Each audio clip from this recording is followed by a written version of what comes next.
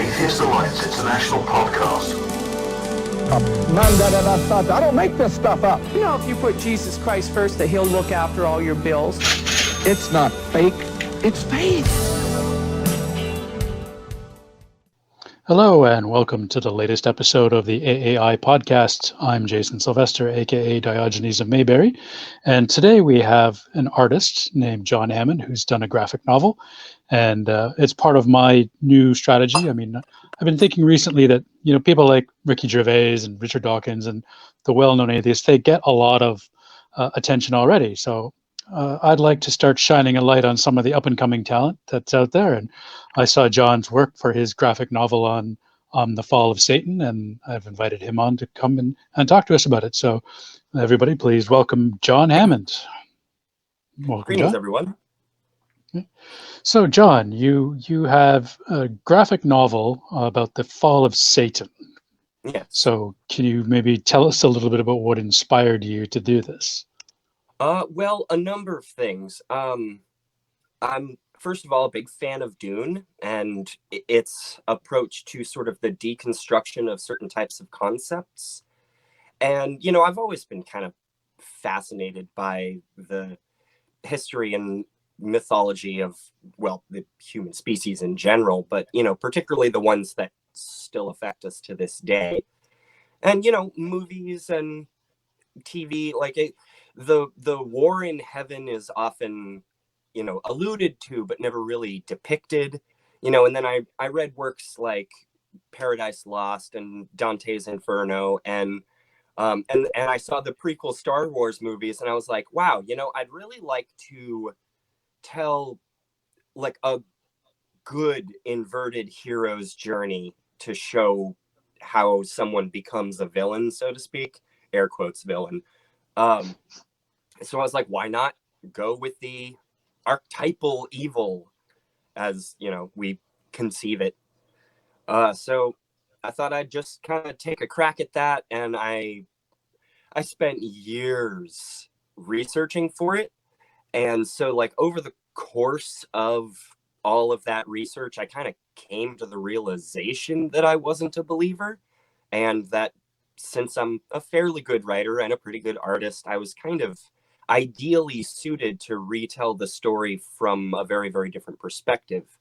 And so all of those things in mind, I was like, okay, let's take a crack at this. So I did. And then part of the way through, I realized it needed to not just be about the angels and the events leading up to the you know, oft alluded to war in heaven, but that, you know, Samael had to be the POV character. It had to be told in the first person. So I got really from Satan's perspective. Right.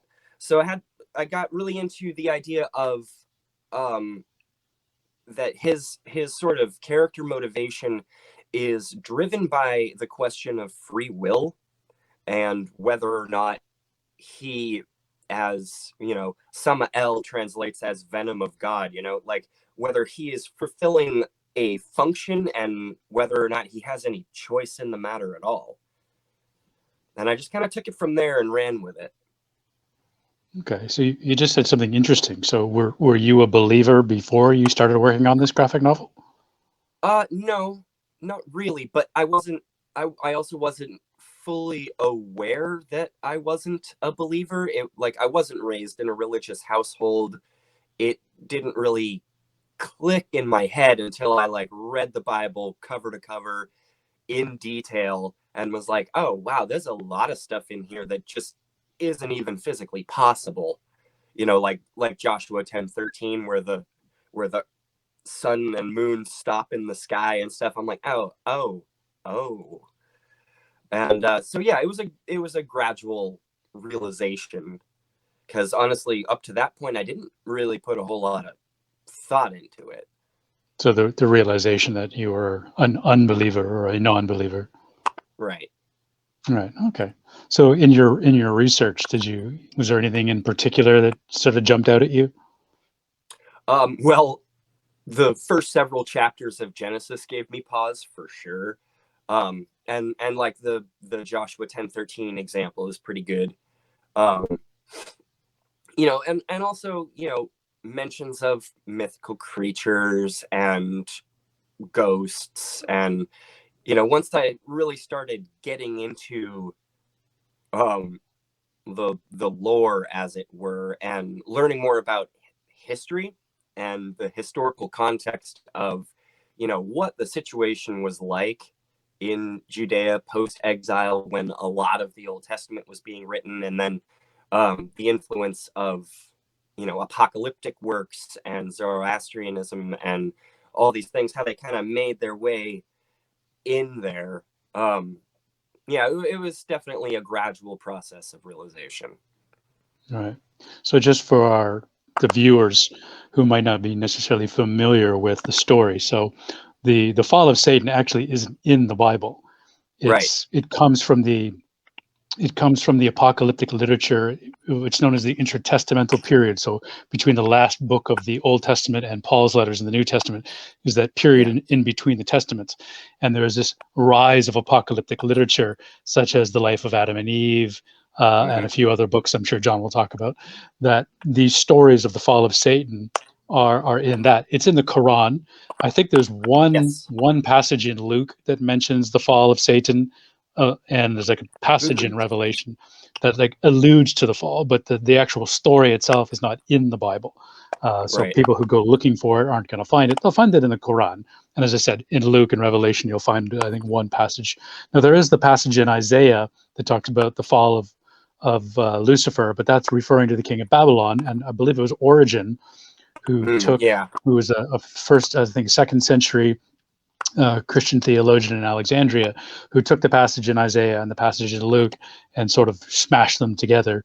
And that's sort of where the story of the fall of Lucifer comes from. So can you maybe talk a little bit about the books that you were reading in the intertestamental period, these apocalyptic books that describe the story that you then translated into your graphic novel?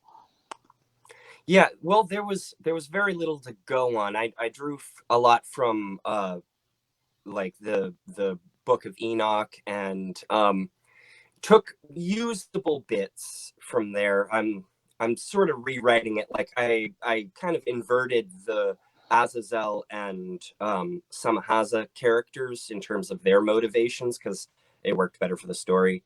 I'm also borrowing from like the Testament of Solomon, which of course comes a bit later, but it works within the context of the story I'm trying to tell.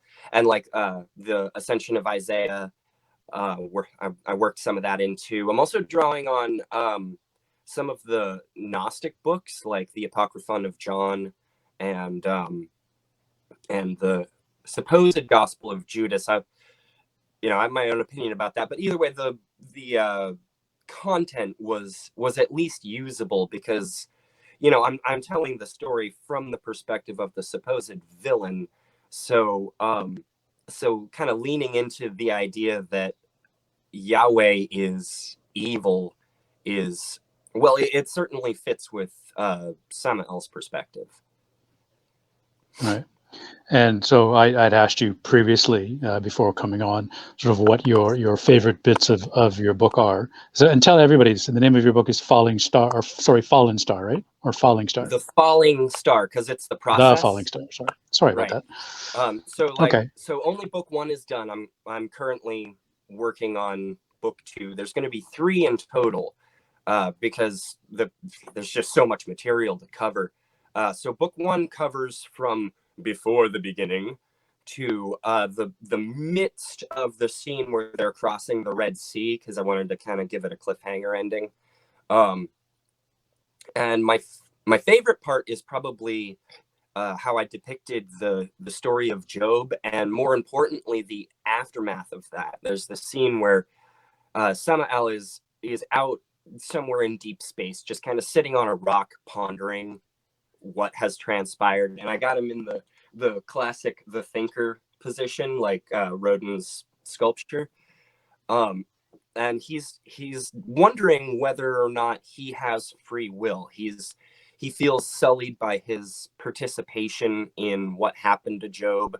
Like the way I depict the character, he doesn't have a whole lot of sympathy for the human race. He kind of thinks we're gross, but but at the same time, he does feel like he was manipulated into, fulfilling a function, and he's really questioning his own sense of identity. And then Mikhail shows up to try to offer an olive branch, as it were, and Samael shuts it down and puts forward a couple of fairly good logical arguments against what Samael is saying, or I mean, what Mikhail is saying. And then Mikhail is just like, all right, well, if that's how you feel, I got nothing more to say to you, and takes off. And so then there's another page where he's like examining these golden bracelets that he has on his wrists, and Kind of like the mulling these genie in things. Aladdin. Yeah, and he's mulling these ideas over in his mind. Yeah, very much like a jinn, actually. Was I not made of fire, kind of thing? But that's in the Quran. So I guess I borrowed from the Quran in a couple of places too. So either way, he ends up pulling the manacles, as it were, off of his wrists, and realized that they were sort of inhibiting him from expressing the full extent of his abilities. Like think Brawly from Dragon Ball Z with the thing on his head that keeps him from getting out of control, kind of thing. And that's a particularly good scene. There's also a number of really, really what I think are good illustrations in there. My favorite's probably the destruction of Sodom and Gomorrah scene, because it's like this big panoramic view, and I used a lot of blues and reds, and just spent a ridiculous amount of time just doing the line art on that illustration. Like, I want it on a black t-shirt with a caption that reads, the story of Sodom and Gomorrah should be taken with a pillar of salt. Yeah, that's cute. Okay, so you said you're doing a trilogy. So have you Yes. Sort of architected the 3 books in the trilogy, or you're kind of doing it as you go along and seeing how the story evolves on its own, or have you kind of got it already fully laid out? Sort of both. Like I have the essential story laid out. I know all the major events that are going to happen, and like what sequences from the Old and New Testaments I'm going to cover. But in terms of like the details, the dialogue, the actual layout on the page, that part I'm still working on.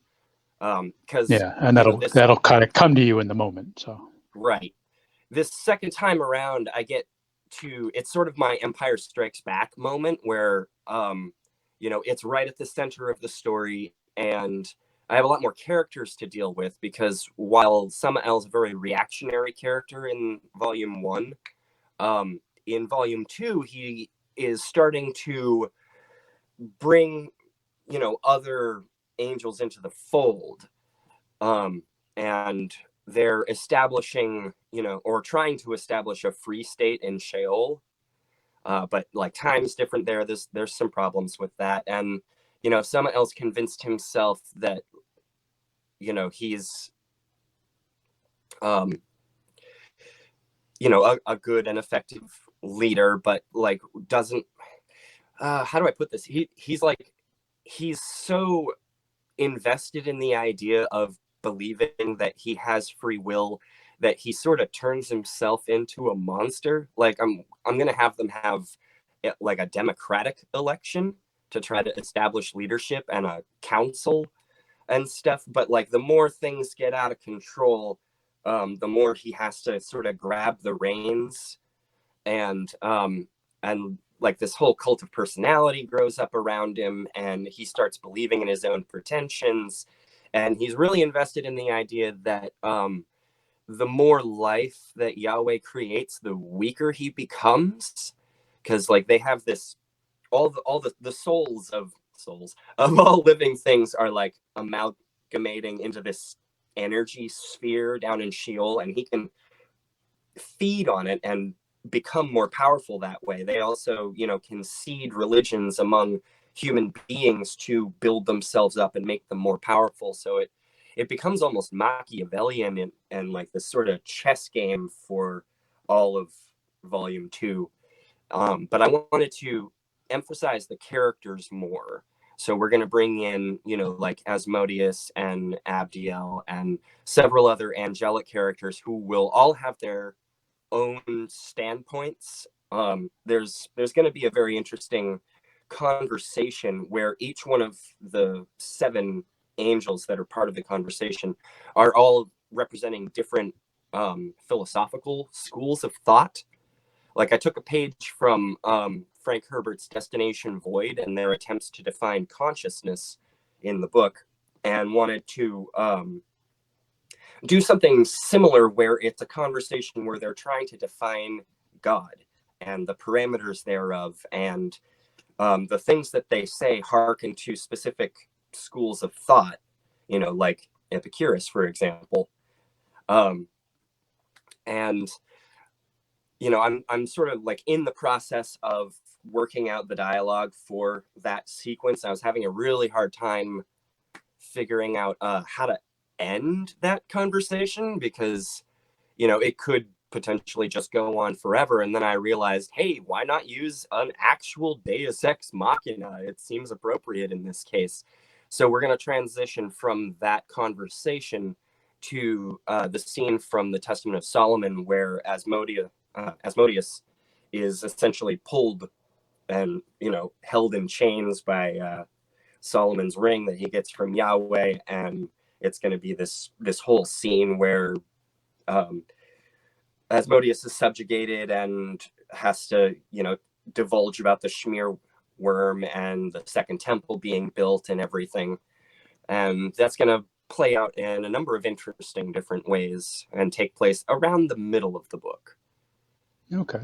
So how much of this is you're deriving from the text that you've researched, and how much of it is your own creativity? Is it sort of 50-50, or you're basically taking like maybe 75% from the text and then adding 25% creativity around it? Or do you really have a balance, or you just sort of take it as the inspiration strikes? Well, I guess it just kind of depends. I don't know if I could come up with a numerical designation, but the stories I'm lifting from the texts directly, it's mostly just the character arcs, the way I depict the characters and how they say what they say. That's all me. Okay. So yeah, Okay. I guess about 50-50. All right. So in book 3, are you comfortable discussing like where you see this going, or is that you want to leave that as a surprise for the readers in book 3? I definitely want to leave the end as a surprise, because it gets intensely intellectual right at the end. But like, there's a lot that I can tell. So book 3, like book 2 ends after this weird conversation with Yahweh and the birth of the Legion demon, coinciding with the birth of Jesus. And so book 3 is going to mostly cover the life of Jesus and the actual war. Like, the physical battle is going to go on for like 30 or so pages of just fighting, because I wanted to have this great big sweeping, like think Frank Miller's 300 comic. That was another source of inspiration in terms of how to visually depict it. But like, I wanted it to come down to a drag out fist fight between Michael and Samael while an entire battle is going on all around them, but have that fist fight spill into the throne room in front of Yahweh. He's just sitting there on his throne like he does, and it suddenly becomes passive. This like, what? The God is just sort of a passive observer and lets everything unfold, and it doesn't intervene, lets it play out. Right. So then it turns into this mental battle with Yahweh, who is just sitting there. It's a battle of words and wits. And I'm going to sort of surprise the audience with a couple of really esoteric concepts. And then, kind of all hell breaks loose, as it were. Okay. So all 3 books then are set in the past. There's like, book 3 doesn't end in our contemporary times. It stays back 2,000 years in the past. Yes, I wanted the war in heaven to take place at the same time as the crucifixion, just because it works really well for the story to have those things happening simultaneously. Okay. But I'm also Interesting. playing with an idea of, like when you're in heaven, time doesn't quite have the same meaning. And it certainly doesn't have the same meaning from Yahweh's perspective. But like, it sort of takes place in its own micro-dimensional pocket. So even though time's linear to us and the angels and stuff, there are other aspects that can kind of come and go from a centralized point. But we're not really going to get into that until the opening sequence of book 3, which is essentially half of the story from the ascension of Isaiah, but told mirrored, so that the dialogue is still forward, but it's depicted backwards on the page. It's going to be like deliberately confusing, where you kind of have to hold it up to a mirror. And because I'm playing with the concept of nonlinear time and what that means in relation to omniscience and free will. Because to my mind, total knowledge of your own future actions would preclude the possibility of consciously choosing anything. You wouldn't be able to do something other than what you foresaw. So it becomes a question of whether or not God has free will, even though Samael's been spending the entire series trying to figure out whether he himself has free will. That's sort of one of those shockers where he's like, oh shit, I have completely misunderstood the question and have been wasting my time. Okay. So have you got a timeline in mind for how long it's going to take you to finish book 3, or are you just, because it's such a labor intensive process illustrating and coloring, that you're taking it sort of one day at a time? Yeah, sort of one day at a time. I'm thinking, because I'm wearing all the hats. Each one of those illustrations takes upwards of 20 hours to draw, and then I have to color them and format them all in InDesign. So like realistically, probably 2 to 3 more years before book 2 is done, because I'm literally doing it all by myself, and then maybe another couple of years before book 3 is done. Hopefully, by the time I'm done with book 2, I'll be able to afford to hire a colorist to handle that part of it, so that all I have to do is write pencil and ink, and that would actually streamline the process considerably, if someone else was coloring it. Okay. I think everybody would be looking forward to that. It sounds like an interesting project. I know I'm looking forward to reading it. So it sounds really interesting, like your perspective of taking sort of Satan's side of the propaganda that's been told about him, and looking at it Right. from a completely different perspective. So very interesting. So Well, are you working on, sorry? It's an allegory, so to speak, because you read between the lines and it shows the gradual progression of the character, but like as a concept, because Satan's character evolved thanks to Persian influence and Greek influence and this and that. So it's an allegory for the historical evolution of Satan as a concept, but then it's also kind of allegory for my own struggles with a lot of these questions. I've always kind of felt like I was on the outside looking in, so it also works on that level too. And I want it to be kind of a primer in counter apologetics and moral philosophy while telling a story. Like inform while you entertain, and kind of dazzle with the artwork to bring people in. So in a nutshell, that's what I'm going for. Okay. And are you working on other things as well simultaneously, or you're just focused on this one project for now? Oh yes. Pardon me. I'm also slowly but surely word processing a story that I wrote years ago, called Mechatronic Nation, that is sort of like a sci-fi equivalent of War and Peace. It focuses, it's set like 100 years into the future, during the advent of like fully autonomous AI, but it focuses on very human characters in their day-to-day struggles. it's very reflective of our world right now. It's just, all the technology has been updated. So there's famine and social injustice and, conspiracy theorists going nuts and, a pandemic and all of these things happening all at once with this huge cast of characters. And I'm just kind of plugging away on that. I think I made like 5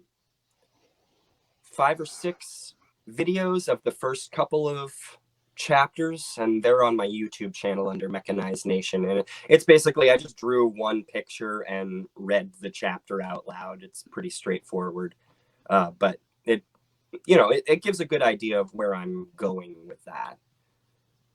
Okay, great. Well, we'll definitely look forward to that as well. So, all right. And so book 1 is done and out already, correct? Yes. Okay. And so we'll put a link in the description for the viewers so they can go find your work. So, excellent. And so I would like to thank you, Jon, for coming on our show and talking to us about The Falling Star. And for all of you watching, if you're a writer or if you're an artist and you'd like to showcase your work, by all means, drop us a note at AAI and we'll see what we can do about having you on as well in the future. So excellent. Thanks for watching, and thank you, Jon, for coming on. Most welcome. All right. Take care, everybody. We'll see you next time.